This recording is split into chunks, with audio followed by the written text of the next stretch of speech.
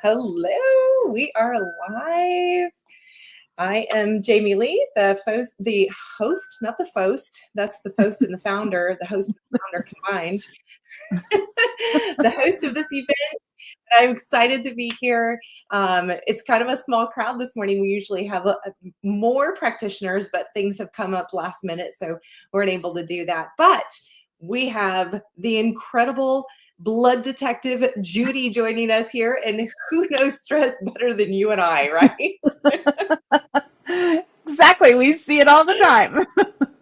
Yes, we do. It is a constant in everything from in our clientele to even in our own daily lives. Like it is really something that I think that everybody on this planet really deals with is stress, and it's everybody's desire is to live more, right? I think that's really what we're all looking for in life in our day-to-day, why we chase that 9 to 5, why we do all the things that we do, right? Is to be able to live more. So how important is this conversation? It's super important. And I know everyone that I've talked to coming up to this conversation this morning has been like, how do I get rid of the stress? And about that tone of voice too, right? How do I do this? And we're like, we have this idea that we're going to work from 9 to 5 and then we're just going to relax, at Yeah. 5:01 until 8:59 the next morning. And that's not how it works. Unfortunately, so many of us pursue our play and our family with the same intensity that we pursue our work. And our bodies just store up that stress, which is exactly what we're going to talk about today. Yeah, absolutely. And it's like I think that that's the key that people really have to understand is that when the words that come out of our mouths, the lifestyle that we live, like your body doesn't really know, is this a lion chasing me, or is this just simply the adrenaline rush that this movie is giving me? Like it really does not know the difference. And so one of the things that I'm always working with my clients, and I'm sure you are too, when I'm working with my clients, I really focus on building a stress strategy. And I'll ask them and I'll say, so what is your stress strategy?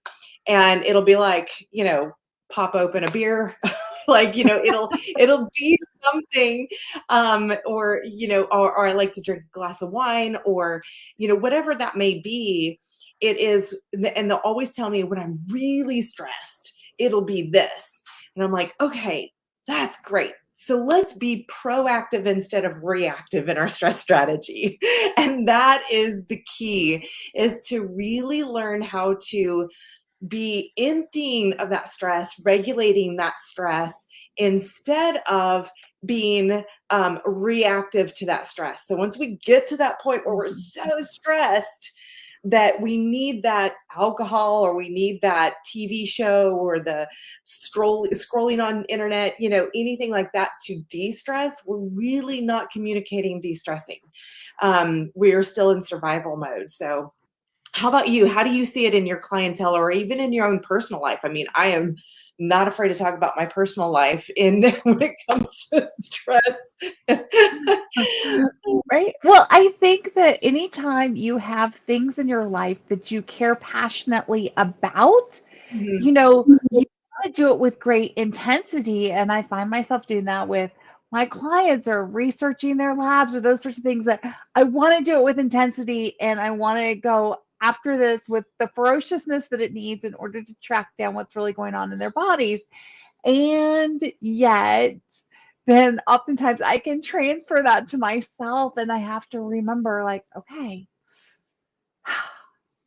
let's transition here, because it's not so much the stress, it's our adaptability when it comes to that stress, because we all have stressors in our lives, right? And I know one of the things I talk frequently about is our total stress load. Like you mentioned, it's not just the lion chasing us, or like I say, you're needing to flee a burning building. That is a stressor, but your body doesn't differentiate, like you were saying, between that the physical need to escape between the mental stress or the emotional stress that can often accompany relationships or performance, even at jobs or whatever, to even stresses that we don't think about as physiological stressors. Maybe it's been too long since you ate. Maybe you're too tired or your sleep was disrupted last night. Maybe your clothes are itchy. I mean, all of those things cause a physiological stress on your body, and we need to be able to adapt and respond. But too many times we're not responding to that stress and providing that relief, and we're not like going back to a calm state. And so we're just mounting stress upon stress upon stress until we feel like, as one of my clients says, we feel like that shaken soda bottle that we're just waiting for someone to take a little pressure off, but then we're going to explode. And so that's what we really want to say, because we want to reduce that stress load so that we can actually live more. We say live more, but we're talking about enjoying what we have, right? Yeah, yeah, absolutely. And that is the key, is to really evaluate. And it's always that inner reflection of like what's happening in here, but being mindful of what our body is carrying. I know my husband, he'll talk about like that he doesn't feel stressed, but then he's like realizing that his jaw hurts from while he's working, like clenching his jaw, right? And I'll feel stressed. Well, I'll notice my stress when one, my leg is shaking. Like if I'm like, my leg starts just bouncing, which I haven't done that in so long. But and then I'll notice too, I'll feel like I'm holding my breath. Like that's a Mm. big one, is that I won't be breathing properly. If I'm in a high stress environment or situation, that's one of the first things that I'll notice, is that I almost have to tell my body how to breathe again. Mhm. And I don't know if you guys have ever experienced that, but I've been through a lot of things in my life, and I've gone through the loss of a brother who is only 13, and my children's best friend. I've been through divorce. I've been through many life crises and life situations that has really turned my world upside down. And in those circumstances, stress can consume you, Mhm. and just the things that you just carry and bury, not knowing how to process them. But our body remembers all of it. Like it carries all of it. So our cortisol levels, everything. I know we talked about cortisol. We had a cortisol event last year that was so good, and all of the replays are the workshops for that are in our community. But um, that all takes its toll on our body, and in our day-to-day lives. So let's talk about really quick. So first of all, I just want to say that we do these roundtable discussions to really engage in conversation with the viewers.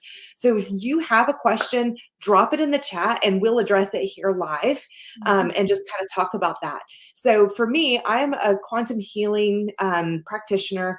I take people through learning how to put their body into a healing state to reverse chronic conditions, anything from lupus, arthritis, uh, anything chronic that you've been dealing with. 9 times out of 10, it's an autoimmune disease. And I really help them put their body into a healing state. And I use practitioners like Judy to team up with, because it really does take that holistic view to go mind, body, and spirit, and to stay in our own zone of genius. And Judy, you have a beautiful zone of genius where you go through functional labs. And beyond that, you also are a health coach as well, and you take your clients through a program. So why don't you share with me, with the audience and the viewer, kind of like your areas of expertise, so that they kind of understand what kind of questions they can throw at us too in the chat. Sure, sure. Um, like Jamie said, I am a functional blood chemistry analyst, which is a fancy way to say I'm a blood detective. And I love to go deep into those labs that you have, perhaps even the labs that your doctor said were normal or fine. That's normally what people get back. And they're like, okay, but why do I still feel like crud if everything is normal or fine? And I will tell you, there are answers in those labs. And we can see things in these labs. For example, stress. It definitely affects actually how the functionality of your organs is inside. It can even change the acidity of your blood. And so we want to look at those things to say, what can we do? So not only do I do that deep dive into the labs themselves, but also your history, maybe your lab history, your health history, your symptom history, as well as any medications. Oftentimes, medications can cause stress on our bodies or various organs. And so we want to like put it all together and paint that picture so that we know what's actually going on. Because when we know what's going on, we can create that path to healing and to supporting our body, because your body was designed with the ability to heal itself. Utterly, Mhm. completely fascinated with the design of the human body. And I know we share that, Jamie, because it's just incredible if we give our body the support that it needs, whether that's nutrition, lifestyle, environmental. Sometimes medications are appropriate. They should always be, you know, looked at as a short term support or band aid while you deal with the underlying issue. I like to say, if you have a gaping wound on your arm, you might need that band aid. But the goal is not to just have a band aid forever. The goal is actually to heal the wound so that you don't need the band aid anymore. And so that's what I like to do, and to say, okay, this is what's going on in your body. We can see this from your blood.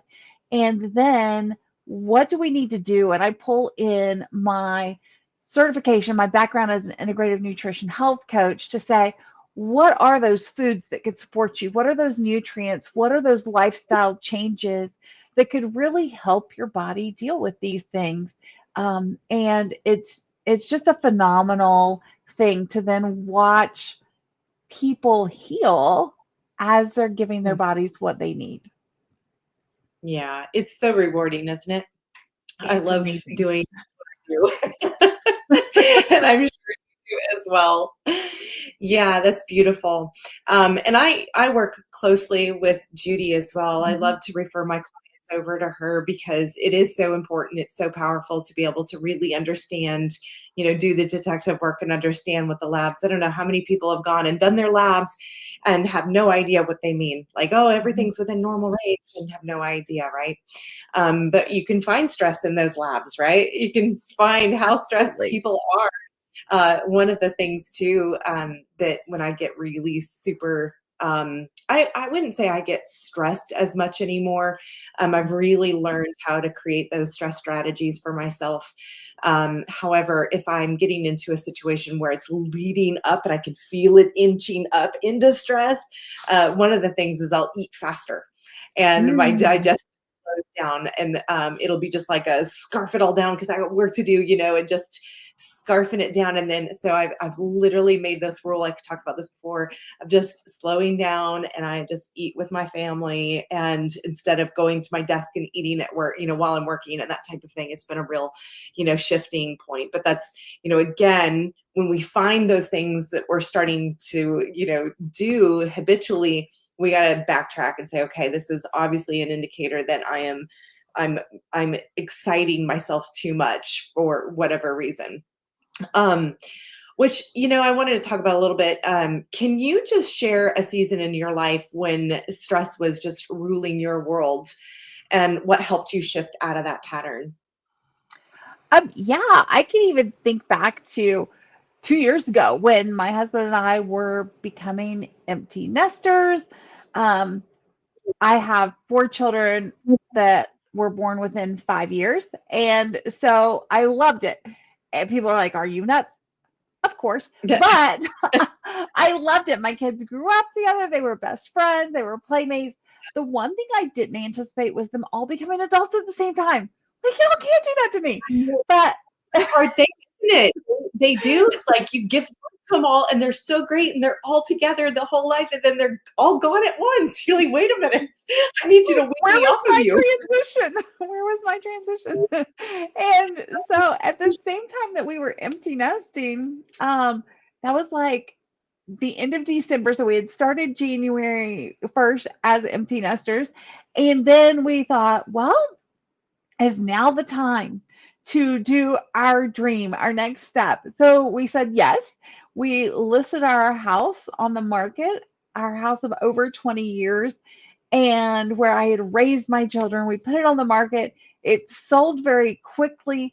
We were out within a couple of months and on a undeveloped property. So we moved into a camping trailer for 10 months. And as we were clearing the property and building the house, we're big DIYers. So we like to do these things ourselves. But it's just, there was a lot of change in our worlds. Everything kind of flipped. And there's that physiological stress and it was all exciting. So we didn't think of it as mental or emotional stress because it was exciting to us. And Mhm. yet, even those exciting things have you like fired up all the time. I can get fired up just thinking about it. And it's a Yeah. physiological stress on you. And you find yourselves, doing things like breathing more shallowly, eating faster so that you can get to the next thing real quick, or, not sleeping as deeply because you're just kind of on alert because you're excited with all the changes. And I know one thing that I find when I'm getting stressed, you were talking about like, hey, what are some of the things is my husband and I will often hold hands when we're in the car. And I'll just all of a sudden realize that, wait, my arm's like stiff. Why is my hand stiff? It's like, oh, well, let's Mm, just relax. Like, it's just kind of like this. I'm in a supposed comfortable situation, and yet I'm realizing that my body's actually tense or my shoulders are tense. And so I'm like, okay, relax. I purposefully have to tell myself, like, relax, release it, let the tension go. Because often yeah. we equate that mental emotional component of the stress with being Mhm. negative in these hardship situations. And sometimes it can really be an exciting time in your life that, maybe you're anticipating the birth of a baby or you just had a baby. And so there's the physiological stresses of labor and delivery and being postpartum and all the hormonal changes and being up during the night and nursing a wee one and all those sorts of things. But there's also the excitement level there that is keeping you keyed up and not letting you rest deeply. So when we look at various stages in our lives, we can see these things that aren't necessarily negative components of stress, but maybe they're positive components that are adding to that intensity. And so it's not that we want less of those. We just need to be resilient in our bodies such that we can calm back down, get excited when we need to, calm back down, flee the burning building when we need to, and calm back down. We can easily adapt and go back and forth. Yeah, it's so important. And I love that you bring that up because, um, that even good emotional jarring can dysregulate our nervous system, right? Mhm. So even going through something that is exciting, like a move, like a big life change, I think that it's good to be aware that just simply changes in our routine can cause stress on our body, can cause stress on our emotional health and our mental health. And so I think it's so important to be aware of that because it's not like I'm trying to say, oh look, you've got even good things that you are going to cause you stress. It's really just understanding how the body responds and Mhm. how more important it is to focus on building that strategy, or having that system to kind of take the temperature of your stress levels and to know that you're doing on a functional level your body. There's so many things that are happening, when we are in that state. So what are some simple lifestyle or nutritional shifts that you've helped your clients with it to lower those stress markers? Um, we see stress markers in a wide variety of things, but one thing that can actually cause stress is something that we tend to go to for relief, and that is the junk food, the sugar, the extra caffeine, the extra alcohol, all those sorts of things can actually then stress our bodies, right? So if we think about caffeine, while I'm all for the cup of Joe in the morning, um, if we are having it later in the day, maybe it disrupts our sleep and then that continues to cause problems. But it actually changes the functionality of your liver. It can speed up the process in stage one or speed up the process in stage two. But normally, what it does is actually it lowers the speed in the other one, depending on how well you process caffeine. And so that changes how you're processing and eliminating the toxins in your body. If you think of alcohol, our liver regards that as a toxin. So if you're combining the two, if you're chugging the coffee in the morning and drinking the alcohol at night, you're causing problems with your liver. And so we can see that. And we want to say, like, hey, what do we need to do? Sugar, junk food, this is going to cause dysregulation in your blood sugar, for one thing, as well as your hormones. And so we can be like, okay, how can we make this steady? Because what we don't want to do is have those things that we go to for stress relief actually then cause physiological stress within our bodies. And so whole foods that your body recognizes and that can really give you solid nutrition are always going to be good strategies. Eat that orange, eat that clementine, eat that apple for something sweet instead of going for the cake or the candy or those sorts of things. And, really have some water, have some great teas. There's so many teas out there that can really be beneficial and calming to you in order to do it. So, really giving yourself those nutrients that you need, and sunshine. Oh, sunshine. Right. Sunshine is my happy place. That is fine. It's like, honey, I'm a little stressed. I think we need to go to the beach. If it was a 6.5 hour drive, it's okay. We just gotta go. It's time to go. Well, we all think like, hey, I need a beach, and we feel so relaxed when we're at the beach or when we go camping or those sorts of things. I know there's camping people and there's beach people, and they don't always go together. But if you think about it, what are you doing? You're sleeping, you're much more in tune with your circadian rhythm, going to bed when it's dark out, you're getting up when it's light out, you're eating during those times as well. But what else are you doing? You're really grounding and being in contact with nature, and you're Yeah. getting lots of natural light exposure. And all of those things together really work to calm your body. Yeah, absolutely. We took our children to a trip to Hawaii last year, or the year, I think it was a year before now. And we camped for, like, what was it, 11 days, 12 Mm. days. We camped on the beaches in Hawaii. And we're talking hardcore tent camping, like, hiking, that type of a thing. Um, and you're so right. Just, the way that it regulates them, it's like, just watching them start to get tired as the sun going down, and then waking up earlier. They were literally going to bed earlier and waking up earlier because of the circadian rhythm started to change, and so they were feeling it. And my husband and I wanted our children to experience this, because we've gone and stayed in Hawaii for several weeks at a time, and we're like, you guys, we want you to have this. So it was just a beautiful experience of them. They were grounding all day long. They were running around in the sand, looking at sea turtles and stuff, and getting all of that sun.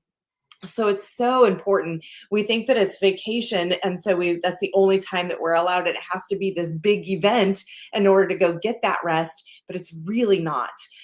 Going outside on your lunch break and just putting your feet on the ground is so powerful, and feeling that sun.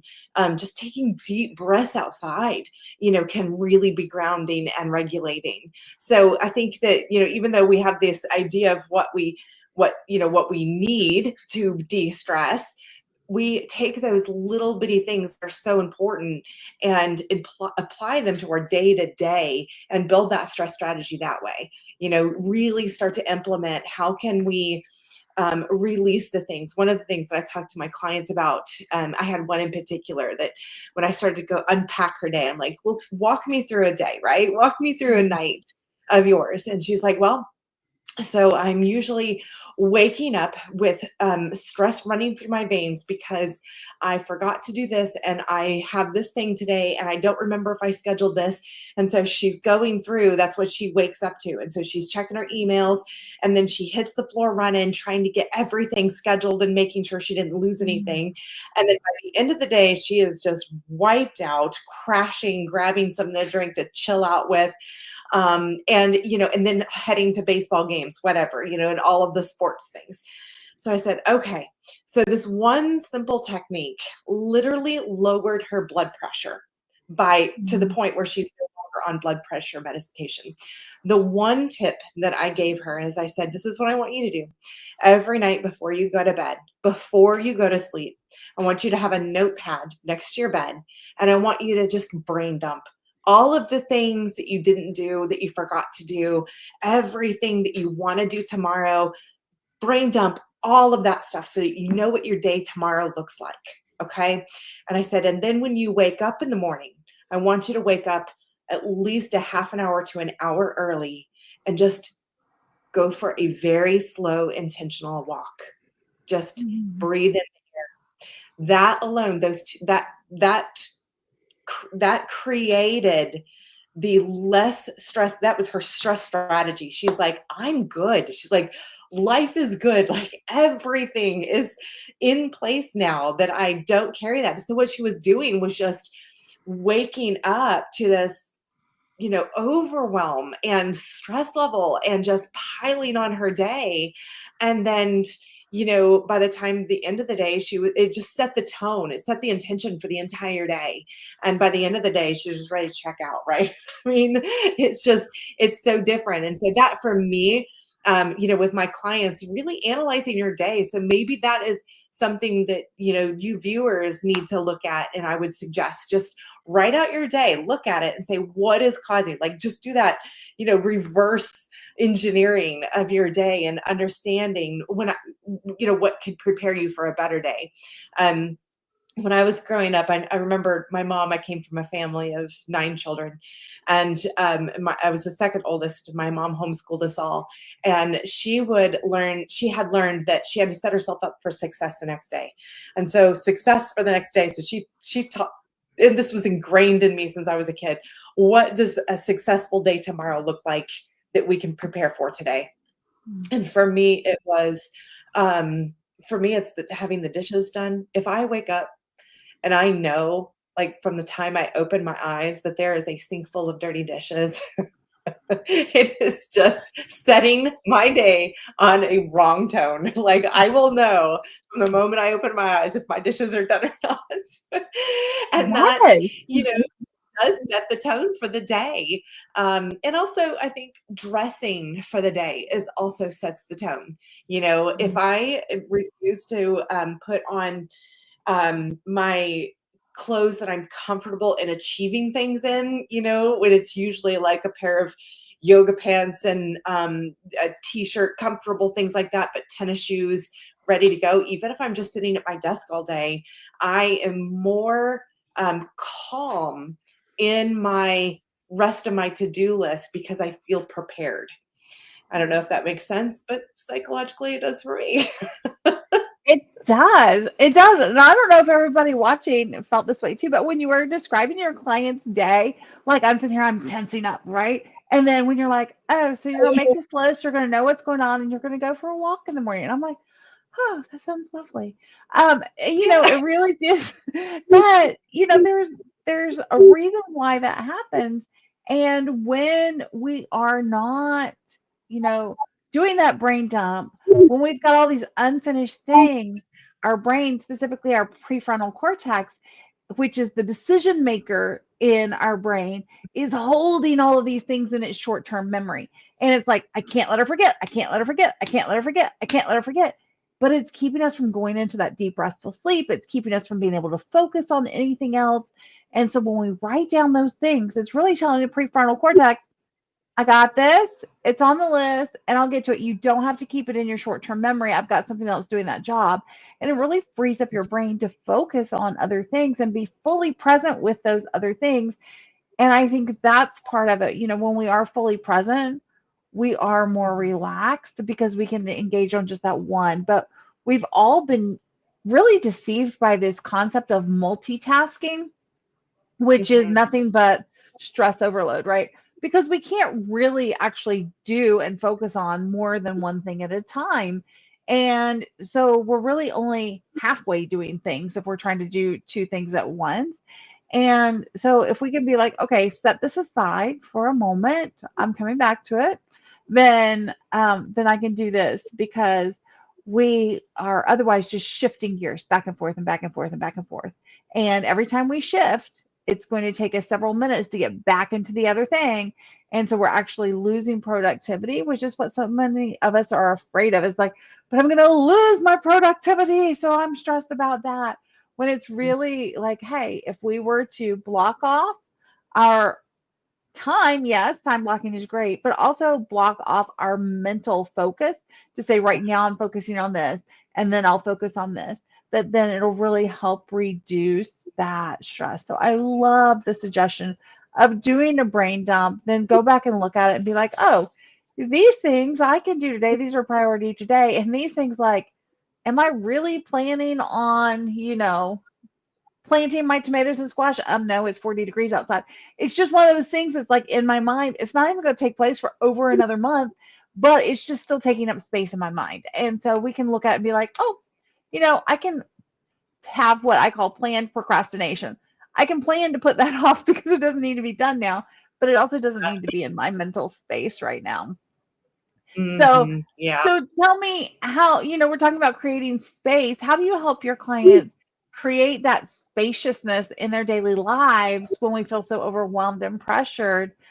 What's something that you help them do so that they can create that space? That's a great question. So, one, I believe to teach them how to feel their bodies, like really to feel what's going on. So when they have so many things that they've got to do, they've got that overwhelming task list, they've got the stressors of everything in life. Just really one hand on the chest, one hand on the sternum, taking those deep breaths in and in for 4, hold for 7, out for 8, or even box breathing, 5 5 5, anything of that nature, of really just taking those moments when we breathe in and feel our body and then release what no longer serves us. Then from that point, your priorities really do get rearranged and you really do have the capacity to do all of the things. I get asked Mm, all the time, like, how are you a mom of 8 and have, 2 businesses and do all the homeschool and do all the things, right? Well, mhm, we all have 24 hours a day in our life.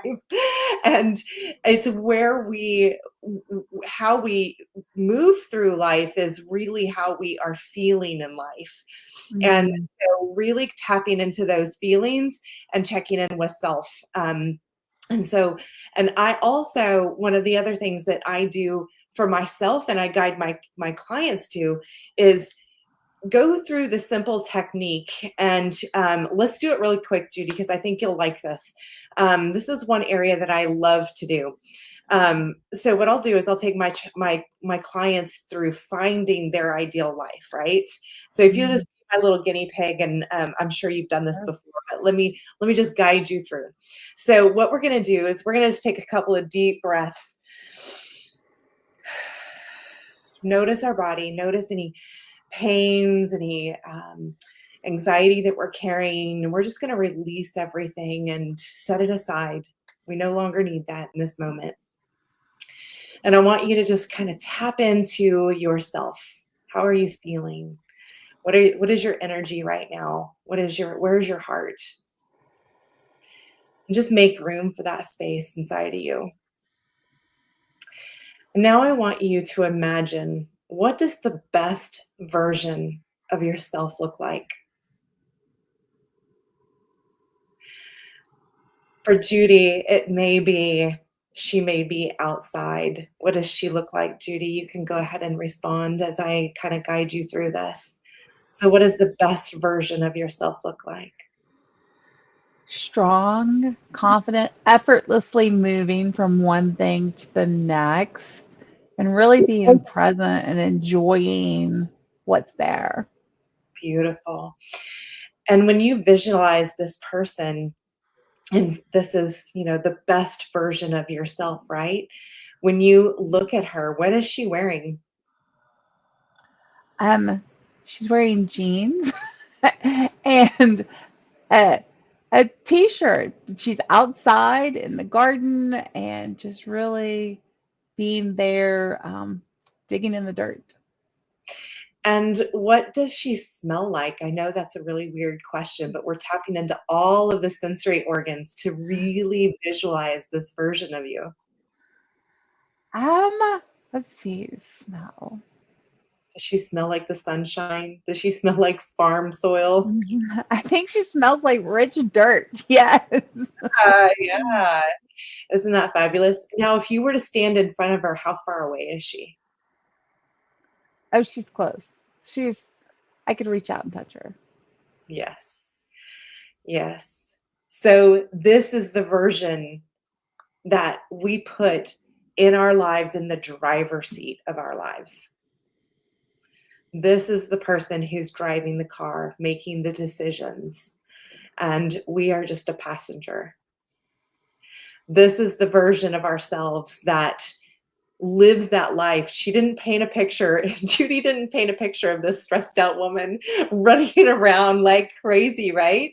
These were not the important things in her life to get this task list done. That best version of herself was enjoying the sunshine Mm-hmm. and feeling joyful, and what were some of the words you said? Powerful. I can't remember now what Yeah, your words you were strong saying. and present and Oh, just really enjoying that moment. yes. So when we go through in quantum healing, our body responds when we visualize in that frontal cortex of our brain. When we start to visualize those things, then our body responds and we start to change. Just like when we imagine chewing a lemon, our jaws start to lock up, right? Our body immediately responds to that. And so when we visualize every day that best version of ourselves, our body starts to embody that. So it's such a great practice, and that's one of the things that I do with my clients, is really to help them connect with the best version of themselves so that they can embody that. But yeah, it's pretty fun, isn't it? Yeah, well, and it's super relaxing too because you can kind of see these things and you want to be there. It's almost like you're already there. And so I love this because then you can take action in accordance with what your goals are, right? If you can see it, smell it, taste it, feel it, then you're right there and you can take actions accordingly. Yeah, it's so beautiful. I love going through that exercise. I go through it every morning in my before I sit down to do my work. What does the best version of myself look like today? So, what a great conversation. I love having chats with you, Judy, and thank you for joining us live today. Just one more quick shout out to our event coming up. Let's see if I can add this to the stage. So we've got the 19th of the month, 8 a.m. to 8 p.m. Central Standard Time. It's a fantastic event. We'll have practitioners lined up mainly through the noon, like from, I think we have 10 a.m., 11 and 12 a.m. and 12 p.m. Central Standard Time. So this is a great time for you guys to jump in and just learn these workshops, learn to come in and be live with these practitioners, ask them questions. They're going to take you through their area, their zone of genius, their modalities, and really help you to explore what is it that puts you in a state where you are stressing less and living more. So we're excited to have this event. Please join us. You're not going to want to miss it. In order to register, you can just go to our main website, which is join-ahs.org, and we'll be super excited to see you all there. Yeah, looking Thank you forward so much. to it. Yeah, it's going to be so good. All right, we're going to sign off now, everyone. Thanks for joining us.